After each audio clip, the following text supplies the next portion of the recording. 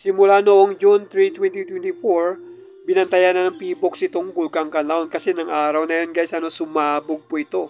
Mga alas 6 ng hapon. Kaya yung mga residente doon guys, pinaalis sa 4 kilometers danger zone. Pero guys, ito na. Humantong na sa sukdulan kahapon guys. Sumabog itong Bulkang Kanlaon mga 3:03 ng hapon. Kahit yung mga katabi ng barangay doon guys, malapit lang, talagang parang bomba daw. Ito guys, kuha ito sa CCTV Talagang parang bomba daw itong pagsabog ng Bulkang Kanlaon. Kaya nagpanik po lahat dito.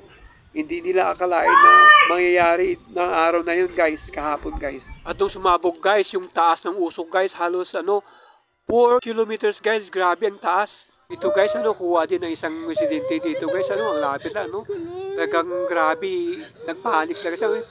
Talagang iyak siya. Kasama yung mga kamag-anak niya kasi sobrang lapit lang guys, Tapos ang bilis bumaba ng lava. Ito guys, kuha din ito ng isang netizen guys, sa school yata sila, tapos yung bulkan halos katabi lang nila, tapos ayun, nagsitakbuhan na.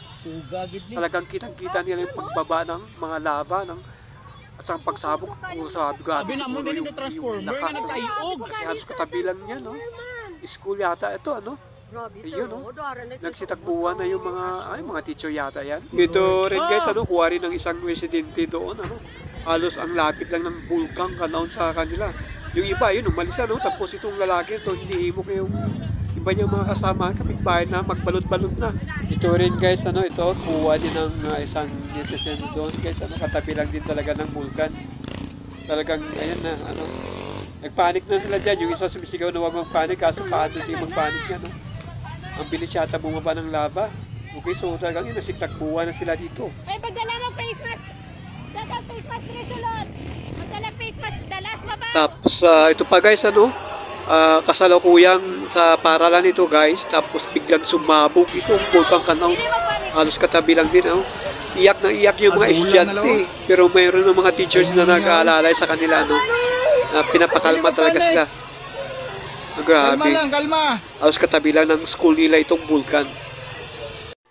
Ito naman guys, si Sir guys, binibidyohan niya itong simbahan at saka yung background na clouds daw, nagandahan siya, parang atomic bomb daw. Ang ganda tingnan. Sino daw bang pwede magpaliwanag kung natural ba ito o hindi? Anong science daw na mag-explain ito? Kasi ang ganda tingnan. Hindi niya guys alam na habang binibidyohan niya yan po yung Bulkang Kanlaon na sa kasalukuyan sumasabog. Okay, so nagulat na lang siya nang malaman yung mabasa niya sa kanyang comment section.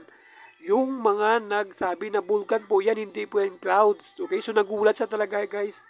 Kasi binibidyohan niya yung sumasabog na Bulkang Kanlaon. Tapos yung clouds parang atomic bomb na sumabog. Pero natural po yan guys. Ang gandang pagmasdan.